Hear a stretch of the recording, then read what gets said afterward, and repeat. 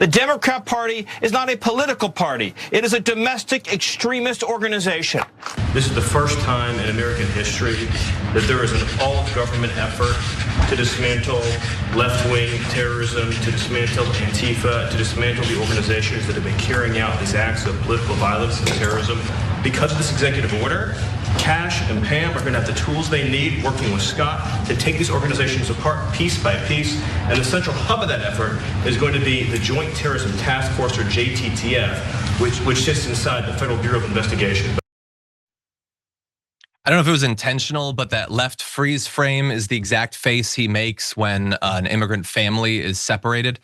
In any event, that's Stephen Miller. He's been trying desperately to sell this idea that just being a Democrat, being a liberal means you're a violent terrorist. Forget the insurrection. Please don't focus on that, or the fact that we pardoned all these violent criminals and sent them back out there to run amok. And the fact that we got the pipe bomb guy and he evidently was a Trumper, and we're trying to tell you that only left-wingers are violent, and it just keeps running aground on reality. Forget all of that stuff. We got a mission, and it's to demonize the left, but also perhaps dismantle some organizations that they're not extremists. They haven't committed any terror attacks or anything, but they're popular, they're successful, and we don't want them, especially if they're raising money for the Democrats. That's what all of this is about. And it took another step forward. We have this leaked memo that was written by Pam Bondi that directs the DOJ to compile a list of potential domestic terrorism organizations. And what would make you a domestic terrorism organization? Like you're probably thinking bombing, blowing up, killing people. No, none of that. Espousing extreme viewpoints on immigration, radical gender ideology, and anti-American sentiment.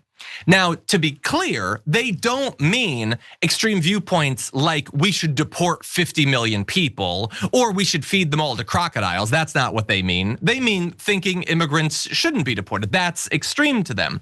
They don't mean radical gender ideology like we should put these people in the shadows, we should strip away their rights, we should do all that. No, just acknowledging their existence is a radical gender ideology. And the anti-American sentiment, that's not like, rejecting the Constitution, rejecting the separation of powers, accruing more and more tyrannical power to the executive, all these fundamentally anti-American things. No, all that's cool. Just like not liking Trump, I guess that's really what all of this is. We had Ken Klippenstein on to talk about his reporting, and basically any left of Joe Manchin idea you might have is enough to get you investigated by the FBI or the DOJ these days. And so they're gonna be looking into all of this. They've got their list put together.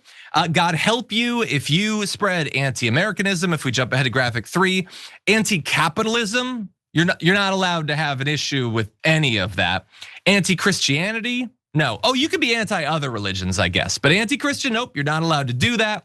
Support for the overthrow of the United States government, that is now not allowed. Back on January 6th, it was totally cool. In fact, it was patriotic to do that, but now it's not allowed. And hostility towards traditional views on family, religion, and morality. All of that is, of course, amazing.